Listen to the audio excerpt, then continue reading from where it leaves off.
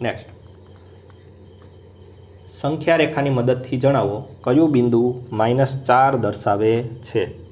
બરાબર, તો -4 આપણે દર્શાવે એ આપણે અહીંયા ગોતવાનું છે કે પહેલાં તો -16 અને 12 વચ્ચે કેટલા કાપા છે? 1 2 3 4 5 અને 6 કાપાનો આપણે યુઝ કરીને -16 થી 12 સુધી પહોંચવાનું છે। તો કઈ રીતે પહોંચી શકીએ? તો આપણે અહીંયા 4 4નો ડિફરન્સ લેવાનો છે। તો -16માં આપણે 4 વધારીએ તો કેટલા થશે? અહીંયા -12, એટલે કે આ કાપાએ કેટલા છે? -12। આ કાપાએ કેટલા છે? -8। અહીંયા કેટલા છે? -4। અહીંયા છે 0, પછી કેટલા આવશે? 4, પછી કેટલા આવશે?